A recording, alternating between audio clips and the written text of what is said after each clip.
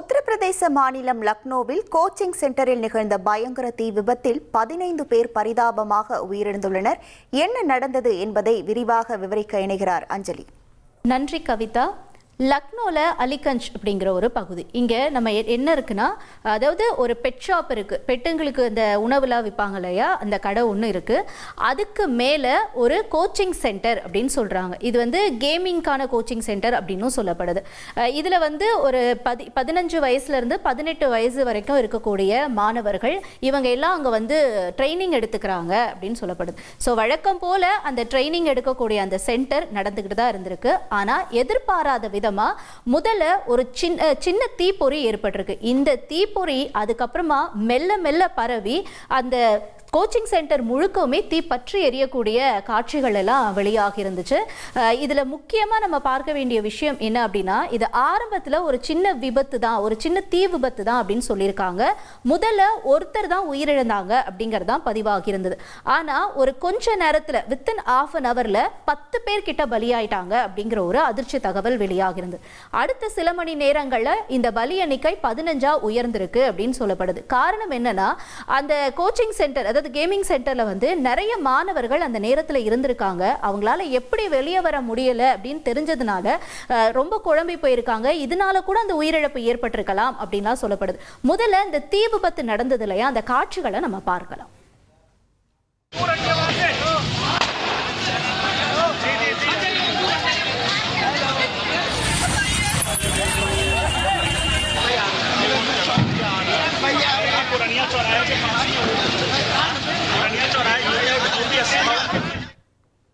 So பாருங்க, இதுதான் அந்த பெட் ஷாப்பு.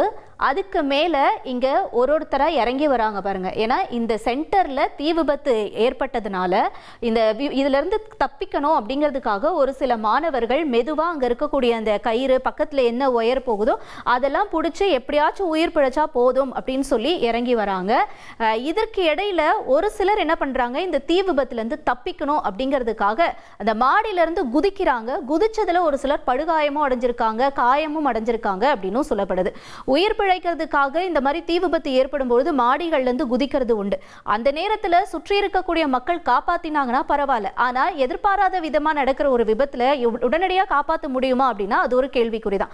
அப்போ அவங்க கீழே குதிக்கும் போது என்ன ஆகும், அந்த இடத்துல எந்த ஒரு சேஃப்டியும் இல்லைன்னா கண்டிப்பா அடிபடுறதுக்கான வாய்ப்புகள் அதிகமாவே இருக்கு.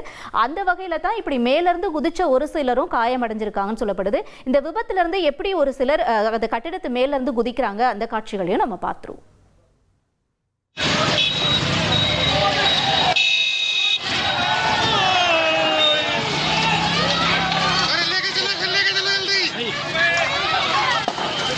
बचा रहे भाई, ये देखिए भाई कैसे लोग अपनी जान बचा रहे हैं। आग लगी है, देखिए तार से उतर रहा है भाई, देखिए भाई तार से उतर रहा है। देखो भाई आग लग गई है, देखिए भाई कितनी तेजी से लोग अपनी जान बचा रहे भाई। देखो भाई बहुत तेजी से आग लग गई है भाई, देखो भाई आग।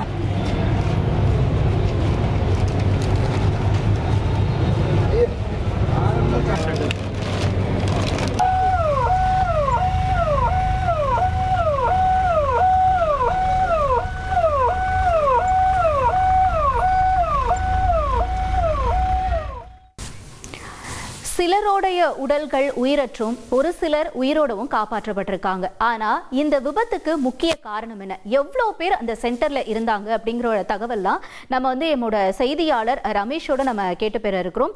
அவங்க நமக்கு நேரலையில இப்ப இணைய இருக்காங்க, நம்ம பேசலாம். ரமேஷ், இப்ப லாஸ்ட் டைம் நம்ம வந்து டெல்லி ஆக்சிடென்ட் பத்தி நம்ம பேசியிருந்தோம், இந்த தீ விபத்து. அதுல வந்து நிறைய விஷயங்கள் சொல்லப்பட்டிருந்துச்சு. அது வந்து அனுமதிக்காத இடம், அனுமதிக்கு மீறி கட்டப்பட்ட நிறைய ஃப்ளோர்லாம் இருந்துச்சு, அதனாலதான் இந்த தீ விபத்துலாம் இருந்துச்சு அப்படின்னு. ஆனா அதே மாதிரி இப்ப லக்னோலயே ஒரு சம்பவம் நிகழ்ந்திருக்கு இல்லையா, இந்த தீ விபத்துக்கு முதற் காரணம் என்னவா சொல்லப்படுது? பாதுகாப்பு வசதி இல்ல, எமர்ஜென்சி எக்ஸிட் இல்ல அப்படின்லாம் ஒரு குற்றச்சாட்டு முன்வைக்கிறாங்களா, அது உண்மையா?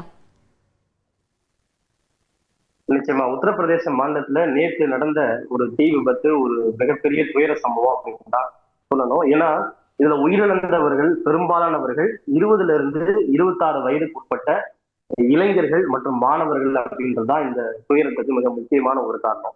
உத்தரப்பிரதேச மாநிலம் லக்னோவில் வடமேற்கு பகுதியில இருக்கக்கூடிய ஒரு சிறிய நகரம் தான் இந்த அலிகஞ்ச் அப்படின்ற பகுதி. இந்த அலிகஞ்ச்ல 3 மாடிகளை கொண்ட ஒரு வணிக கட்டடம் இருக்கு. அந்த வணிக கட்டடத்துல 3 தளங்களையும் ஒவ்வொரு விதமான வணிக நிறுவனங்கள் செயல்படுது.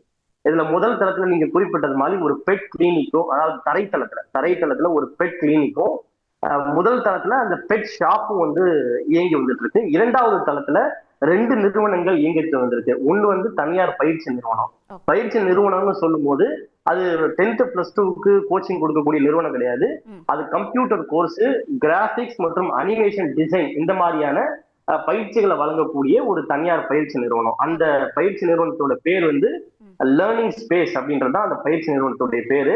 இந்த பயிற்சி நிறுவனத்துல தான் ஏராளமான கல்லூரி மாணவர்கள் நம்ம கூடுதலா ஒரு திறமையை கத்துக்கிட்டா அது நமக்கு வேலை வாய்ப்புக்கு உபயோகமா இருக்கும் அப்படின்றதுக்காக நிறைய. அதுக்கு பக்கத்துல இன்னொரு நிறுவனமும் இருக்கு. அது ஹெட் ஹாப்பர்ஸ். அது இந்த 3D ப்ரொடக்ஷன் பண்றது, அதே மாதிரி வீடியோ கேமிங் ஜோன், இந்த மாதிரியான விஷயங்கள் அங்க நடந்துகிட்டு இருக்கு. 3வது தளத்துல ஒரு ஐடி நிறுவனம் இயங்கிட்டு வந்ததா சொல்லப்படுகிறது. இதுல முதல் தளத்துல, அதாவது இந்த pet shop and bed clinic இருக்கக்கூடிய அந்த முதல் தளத்துலதான் இந்த தீ விபத்து ஏற்பட்டிருக்கு. ஆனா அது மனமளவுல பரவி 2வது தளத்திற்கு போயிருக்கு. அந்த 2வது தளத்துலதான் இந்த தனியார் கோச்சிங் நிறுவனம் செயல்பட்டு இருக்கு. அந்த தீ விபத்து கிட்டத்தட்ட ஒரு 1 மணி நேரம் நீடித்திருக்கு. அந்த 1 மணி நேரம் நீடித்த தீ விபத்துல 15 பேர் அதுல உயிரிழந்திருக்கிறாங்க. இதுல பெரும்பாலானவர்கள் மாணவர்கள். நான் முன்னே சொன்னது மாதிரி பெரும்பாலானவர்கள் 20ல இருந்து 26 வயசுக்கு உட்பட்டவர்கள். அந்த தனியார் பயிற்சி நிறுவனத்துல பணியாற்றி கொண்டிருந்த சில ஊழியர்களும் கூட இதுல உயிரிழந்திருக்கிறாங்க. அதுல ஒரு ஜோடிக்கு கடந்த மாதம் தான் நிச்சயதார்த்தம் ஆயிருக்கு. அவங்களுக்கு வெகு சீக்கிரத்துல திருமணம் கூட செய்ய இருந்தாங்க. அவங்களும் இந்த தீ விபத்துல பலியாகிருக்காங்க. அவங்களோட பேர் நிலேஷ் அண்ட் அனாமிகா. இவங்க 2 பேரும் அங்கேயே பணிபுரிஞ்சு காதலித்து கல்யாணமும் செய்து கொள்ள இருந்த சூழ்நிலையில இந்த தீ விபத்துல அவங்களும் உயிரிழந்திருக்காங்க. இந்த தீ விபத்துக்கு, குறிப்பா தீ விபத்துக்கு பிறகு ஏற்பட்ட உயிரிழப்புகளுக்கு பல காரணங்கள் சொல்லப்படுது. அதுக்கு இந்த கட்டடத்துல பல விதமான குறைபாடுகள் இருக்கு அப்படின்னு சொல்லப்படுது. முதல் விஷயம், இந்த எமர்ஜென்சி எக்ஸிட் இந்த பில்டிங்ல கிடையாது. ஒரே வழியில தான் உள்ள போகணும், ஒரே வழியில தான் வெளியே போகணும். ஆல்டர்னேட்டிவ் எஸ்கேப்பிங் ரூட் அப்படின்றது இந்த பில்டிங்ல கிடையாது. அதே மாதிரி இந்த தீ தடுப்பு பாதுகாப்பு வழிமுறைகளோ அந்த நடவடிக்கைகளோ எதுவுமே இந்த கட்டடத்துல இல்ல. இந்த கட்டடம் மொத்தம் 2000 ஸ்கொயர் ஃபீட் கொண்ட ஒரு கட்டடம். சரியா சொல்லணும்னா 1992 ஸ்கொயர் ஃபீட் கொண்ட ஒரு கட்டடம். இந்த கட்டடத்துக்கு ஃபயர் அலாமும் வைக்கப்படல அப்படின்ற குற்றச்சாட்டு முன்வைக்கப்படுகிறது. ஏதாவது தீ விபத்து ஏற்பட்டா அது கொடுத்த அலாரம் கொடுக்கறதுக்கான அந்த விஷயமும் இதுல கிடையாது. இந்த கட்டடத்துக்கு ஃபயருக்கான என்ஓசி, அதாவது தடையில்லாத சான்றும் வழங்கப்படவில்லை அப்படின்னு சொல்லப்படுகிறது. ஏன்னா ஒரு ஃபயர் என்ஓசி வழங்கணும்னா அதுக்கு சில கேட்டகரி இருக்கு. இந்த கட்டடம் அந்த கேட்டகரியை பூர்த்தி செய்யாததுனால இந்த கட்டடத்துக்கு ஃபயர் என்ஓசியும் வழங்கப்படவில்லை அப்படின்னு சொல்லப்படுகிறது. இது இன்னொரு விஷயம், இந்த கட்டடம் முதல்ல வணிக ரீதியிலாக செயல்படக்கூடிய கட்டிடமே கிடையாது. இந்த கட்டடம் ஒரு குடியிருப்பதற்காக வழங்கப்பட்ட கட்டிடம் தான். ஆனா இந்த 2014 தான் இந்த கட்டடம் இப்ப இருக்கக்கூடிய உரிமையாளர்களுக்கு கைக்கு வந்திருக்கு. அவங்க அப்ப அனுமதி வாங்கினப்ப என்ன சொல்லியிருக்காங்கன்னா, இது நாங்க குடியிருக்கிறதுக்காக ரெசிடென்சியல் பர்பஸ்க்காக தான் பயன்படுத்த போறோம் அப்படின்னு சொல்லிதான் பில்டிங் பிளான் கொடுத்து அப்ரூவல் வாங்கியிருக்காங்க. ஆனா குடியிருக்கிறதுக்குன்னு சொல்லிட்டு அது பிறகு வணிக நோக்கங்களுக்காக இந்த கட்டிடத்தை பயன்படுத்தி இருக்காங்க. சோ அதுவே முதல்ல ஒரு சட்ட விரோதம். இதுக்காகத்தான் 2016ஆம் ஆண்டே இந்த கட்டிடத்தை இடிக்கிறதுக்காக லக்னோ டெவலப்மெண்ட் அத்தாரிட்டி ஒரு ஆர்டர் இஷ்யூ பண்ணியிருந்தாங்க. 2016 மே மாதங்கள்ல இந்த கட்டடத்தை இடிக்கிறதுக்காக ஒரு ஆர்டர் கொடுத்திருந்தாங்க. ஆனா அந்த ஆர்டர் அடுத்த 2 மாதங்களே ரிவோக் செய்யப்பட்டு விட்டதாக நேற்றுக்கு உத்தரப்பிரதேச மாநில அரசின் சார்பில் சொல்லப்பட்டிருக்கு. இப்படி 1 இல்ல 2 இல்ல பல குறைபாடுகள் இந்த கட்டடத்துல இருக்கு அப்படின்னு சொல்லப்படுகிறது. ஓகே, இப்ப இந்த சம்பவத்துல 15 உயிர்கள் பறி போயிருக்கு. என்ன நடவடிக்கை எடுக்கப்பட்டிருக்கு? இது தொடர்பா உரிமையாளர் யாரேனும் கைது செய்யப்பட்டிருக்காங்களா? அது பத்தியே சொல்லுங்க. குறிப்பா இதுல இந்த தீ விபத்துல தீயில கருகி உயிரிழந்தவங்களோட ஸ்மோக், அதாவது இந்த புகை மூட்டம் காரணமா மூச்சு திணறி உயிரிழந்ததான் அதிகம் அப்படின்னு சொல்லப்படுகிறது. ஏன்னா மாணவர்கள் தீயில மாட்டிக்கிட்டாங்க. அவங்க வெளியே போறதுக்கும் வழி இல்ல, மேல போறதுக்கும் வழி கிடையாது. சில பேர் உள்ளுக்குள்ளேயே மாட்டிக்கிட்டதா சொல்லப்படுகிறது. 2வது, இந்த பயிற்சி மையத்துல ஒரு டோர் ஒண்ணு இருக்கு. அந்த டோர் எலக்ட்ரானிக் அடிப்படையில இயங்கப்படக்கூடிய ஒரு கதவுன்னு சொல்லப்படுகிறது. மாணவர்கள் தம்ப் இம்ப்ரெஷனையோ ஃபிங்கர் பிரிண்ட்டை வச்சா மட்டும்தான் உள்ள போக முடியும். தீ விபத்து ஏற்பட்டது என்னாச்சுன்னா, இந்த எலக்ட்ரானிக் சிஸ்டம் வந்து லாக் ஆகி கதவு வந்து திறக்க முடியாம போயிட்டதா சொல்லப்படுகிறது. ஓகே. அதனாலேயே பல மாணவர்கள் வந்து உள்ள மாட்டிக்கிட்டாங்க. சில மாணவர்கள் வந்து தீல இருந்து தப்பிக்கிறதுக்காக, புகையில இருந்து தப்பிக்கிறதுக்காக பாத்ரூம்குள்ள எல்லாம் போயிட்டு கதவை மூடிக்கிட்டதா சொல்லப்படுகிறது. சில பேர் வந்து கண்ணாடியை உடைச்சு அந்த புகையில இருந்து தப்பிக்கிறதுக்காக கண்ணாடி எல்லாம் வந்து உடைச்சாங்க. சில பேர் தைரியம் இருக்கிறவங்க ஒயரெல்லாம் புடிச்சுக்கிட்டு கீழே குதிச்சாங்க. அப்படி ஒரு 4-5 பேர் கீழே குதிச்சு தப்பிச்சவங்க நிறைய பேர் இருக்காங்க. கீழே குதிச்சவங்களுக்கு ஸ்பைனல் கார்ட்லயும் முதுகுலயும் அடிபட்டிருக்கு. இருந்தாலும் அவங்களுக்கு எல்லாம் உயிரிழப்பு வந்து ஏற்படல. கை காலில் அடிபட்டிருக்கு, முதுகுல அடிபட்டிருக்கே தவிர அவங்க தெய்வாதீனமா வந்து உயிரை பழைச்சிட்டாங்க. ஆனா அந்த கட்டிடத்துக்குள்ளேயே தப்பிக்க வழி இல்லாம சிக்கி தவித்தவர்கள் மூச்சு திணறி உயிரிழந்திருப்பதா சொல்லப்படுகிறது. நீங்க கேட்டீங்க என்ன நடவடிக்கை எடுக்கப்பட்டிருக்குன்னு கேட்டீங்க. உத்தரப்பிரதேச அரசு இது குறித்து ஒரு ஜுடிஷியல் மேஜிஸ்ட்ரேட் என்கொயரிக்கு உத்தரவிட்டிருக்காங்க. இது குறித்து விசாரிக்கிறதுக்காக 2 நபர்கள் கொண்ட சிறப்பு எஸ்ஐடி, அதாவது ஸ்பெஷல் இன்வெஸ்டிகேஷன் டீம் வந்து அமைக்கப்பட்டிருக்கு. உத்தரப்பிரதேசத்துடைய அடிஷனல் சீஃப் செக்ரட்டரி தான் இந்த எஸ்ஐடியோட தலைவரா நியமிக்கப்பட்டிருக்காரு. இந்த குழு இது குறித்து ஆய்வு செய்து அடுத்த 7 நாட்களுக்குள்ள அறிக்கை சமர்ப்பிக்கணும் அப்படின்னு சொல்லப்பட்டிருக்கு. மேலும் இந்த சம்பவம் தொடர்பா 6 நபர்கள் மேல வழக்கு பதிவு செய்யப்பட்டிருக்கு. அதுல ஒரு 4 பேரை கைது பண்ணிருக்காங்க. அந்த 4 பேர் யாரு அப்படின்னா இப்ப இருக்கக்கூடிய இந்த கட்டிடத்தினுடைய உரிமையாளர்கள். ராமகிருஷ்ண ஆதித்யா அப்படி ஒரு 4-5 உரிமையாளர்கள் இருந்து இருக்காங்க. அதுல ஒரு 4 பேர் அவங்க கைது பண்ணிருக்காங்க. அவங்க கிட்ட விசாரணை வந்து நடந்துகிட்டு இருக்கு. காயமடைந்த சிலர் வந்து KGMU மருத்துவக் கல்லூரி அதாவது கிங் ஜார்ஜ் மெடிக்கல் யூனிவர்சிட்டியில அனுமதிக்கப்பட்டு அவங்களுக்கு சிகிச்சை வழங்கப்பட்டு இருக்கு. உத்தரப்பிரதேச முதல்வர் யோகி ஆதித்யநாத் அவர் நேரில் பார்த்து அவங்களுக்கு வழங்கப்படுகிற சிகிச்சைகள் குறித்து ஆய்வு செய்ததோடு அந்த மாணவர்களுக்கு வந்து தன்னுடைய ஆறுதலையும் தெரிவித்திருக்காரு. இந்த சம்பவத்துக்கு பிறகு உத்தரப்பிரதேச மாநிலத்துல இந்த மாதிரி எங்கெல்லாம் அங்கீகரிக்கப்படாத முறையில்லாமல் இயங்கக்கூடிய கோச்சிங் நிறுவனங்கள் இருக்கோ அதன் மீது இப்ப நடவடிக்கை வந்து துரிதப்படுத்தப்பட்டிருக்கு. நேற்றுக்கு கூட இந்த சம்பவத்துக்கு பிறகு கான்பூர்ல சுமார் 15 கோச்சிங் நிறுவனங்கள் வந்து முறைப்படி இயங்க கோச்சிங் நிறுவனம் வந்து மூடப்பட்டிருக்கிறதா அரசின் சார்பில் சொல்லப்பட்டிருக்கு. இப்படி பல நடவடிக்கைகள் தொடர்ந்து எடுக்கப்பட்டு இருக்கு. உயிரிழந்தவர்களுடைய குடும்பத்திற்கு 5 லட்சம் ரூபாய் நிவாரணமும், காயமடைந்தவருக்கு 50,000 ரூபாய் நிவாரணமும் உத்தரப்பிரதேச மாநில அரசின் சார்பில் வழங்கப்பட்டிருக்கு. இது மட்டும் இல்லாம மத்திய அரசின் பிரதமருடைய நிவாரண நிதியிலிருந்து உயிரிழந்தவரின் குடும்பத்திற்கு 2 லட்சம் ரூபாயும், காயமடைந்தவருக்கு 50,000 ரூபாயும் வழங்குவதற்கு உத்தரவு பிறப்பிக்கப்பட்டிருக்கு. காயமடைந்தவர்களுக்கு முழுக்க சிகிச்சைகள், தரமான சிகிச்சைகள் அனைத்தையும் அரசே ஏற்கும் அப்படின்னு சொல்லப்பட்டிருக்கு. ஓகே, நன்றி ரமேஷ். இந்த விபத்து தொடர்பாக நீங்கள் விரிவான தகவல்களை எங்களோட சொன்னீங்க. நேயர்களே, அதாவது இது ஒரு குடியிருப்பு கட்டிடம், இதை தான் வந்து கமர்ஷியலாக மாற்றி இந்த மாதிரியான ஒரு விபத்து ஏற்பட்டிருக்கு அப்படிங்கிறத நம்ம பார்க்குறோம். இந்த மாதிரி நேரங்களில் எப்படி நம்ம சேஃப்டி மெஷர்ஸை வந்து ஃபாலோ பண்ணணும் அப்படிங்கிற பல்வேறு விஷயங்களையும் நம்ம பேச இருக்கோம். என்னோட பேரிடர் மேலாண்மை பாதுகாப்பு துறையிலிருந்து திரு பிரபுகாந்தி அவர்கள் இணைப்பில் இணைஞ்சிருக்காங்க. அவங்ககிட்டயும் பேசலாம். வணக்கம் சார். வணக்கம் சார். சார், இப்போ நம்ம ரிப்போர்ட்டர் வந்து சொன்னாங்க இது வந்து ஒரு குடியிருப்பு, இது ஒரு வீடாக தான் ஃபர்ஸ்ட் வந்து அப்ரூவ் பண்ணியிருக்காங்க. அந்த வீட்டை அதுக்கப்புறமா அவங்க வந்து கமர்ஷியலாக மாற்றி ஒரு கோச்சிங் சென்டர் வந்து நிறுவியிருக்காங்க. அது ரன்னிங் ஆகிட்டு இருந்திருக்கு. இந்த மாதிரி இடங்கள்ல இந்த ஒரு விபத்து நடந்து 15 உயிர் பறி போயிருக்கு.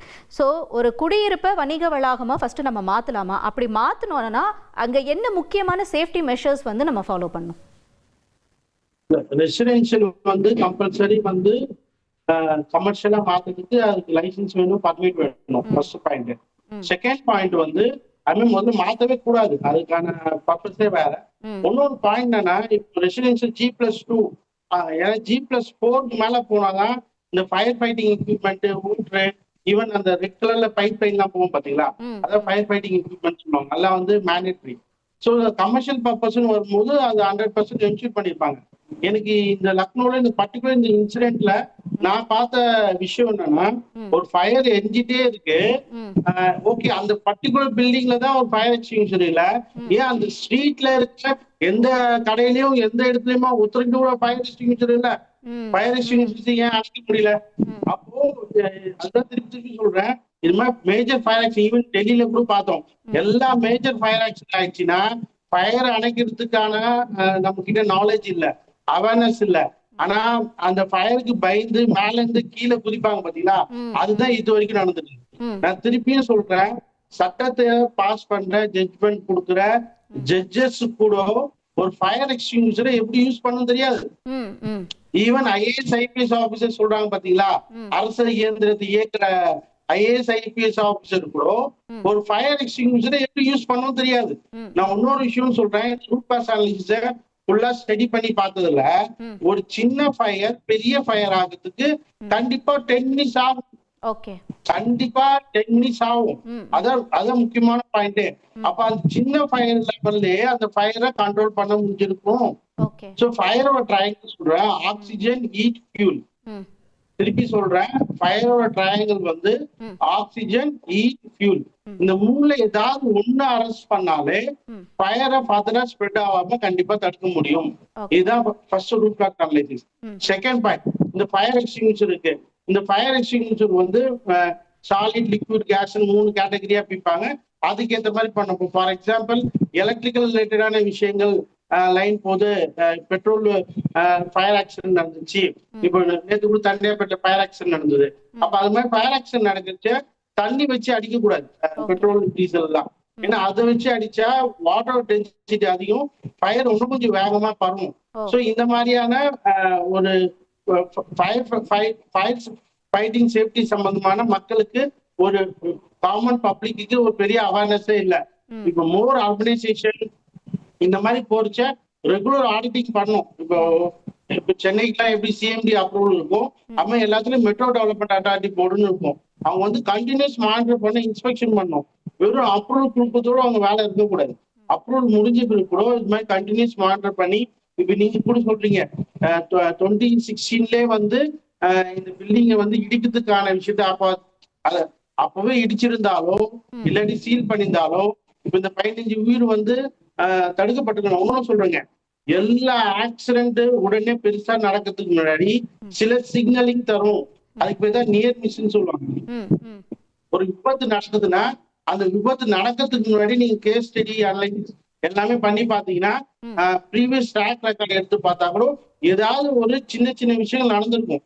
அப்பவே நம்ம காஷன் பண்ணி அது கரெக்டா எடுத்துட்டு போயிருந்தா இந்த மாதிரி விபத்து நடக்காம தடுத்துருக்கலாம். நான் ஒண்ணு சொல்றேன், அந்த கோச்சிங் சென்டர் கம்பெனி சரி, அங்க இருக்க கமர்ஷியல் காம்ப்ளெக்ஸ் பில்டிங்கும் இப்ப இருக்கிற வாடகை ரெண்ட் அதிகமான அட்வான்ஸ் வாங்குறதுனால யாரோ ஒருத்தர் தரான்னு சொல்லி அது மாதிரி உள்ள போயிடக்கூடாதுன்ற.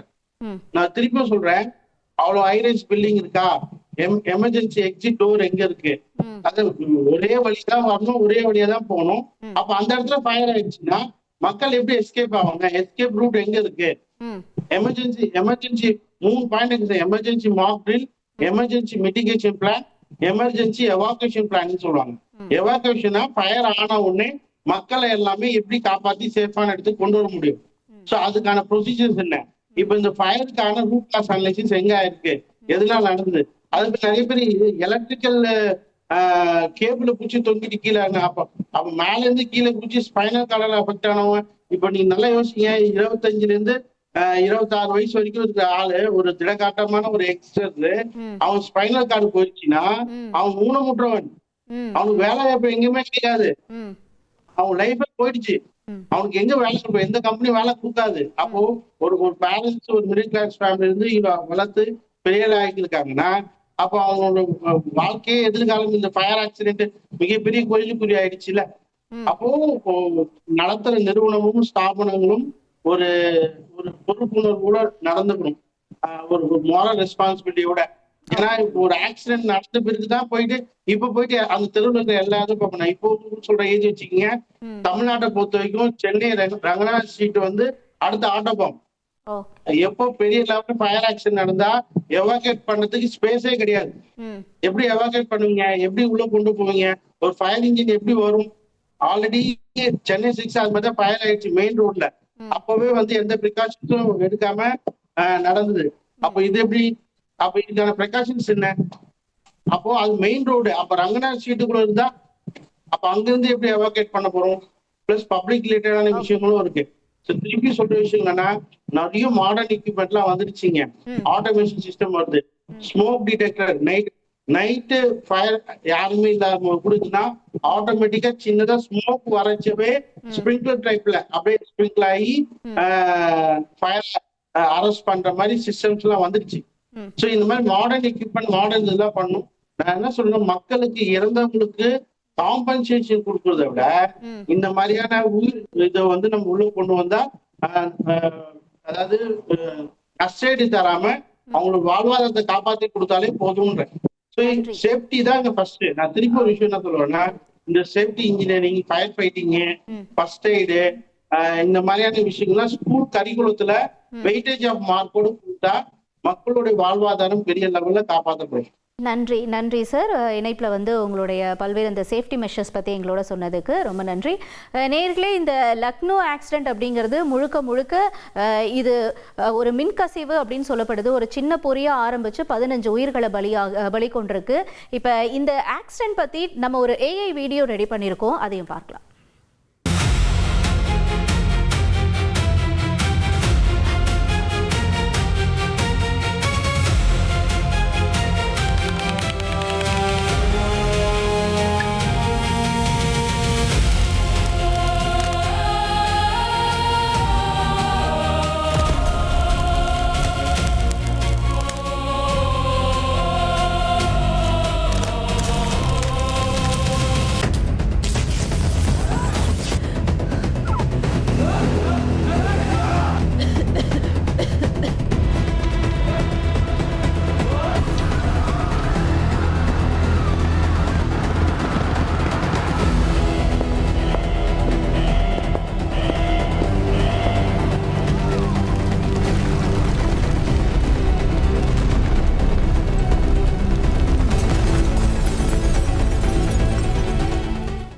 ஒரு சின்ன பொறி கொஞ்ச நேரத்தில் அந்த பில்டிங் முழுக்க பரவி 15 உயிர்களை பலி வாங்கியிருக்கு.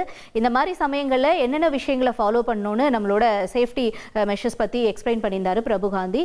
ஸோ இப்போதைக்கு அப்டேட் நம்ம பார்த்தோம் இந்த விஷயத்தில் அப்படின்னா 15 உயிர்கள் பலி போகிருக்கு அப்படிங்கிறதா. தொடர்ந்து இதற்கான விசாரணையும் நடந்துகிட்டு வருது நேயர்களே.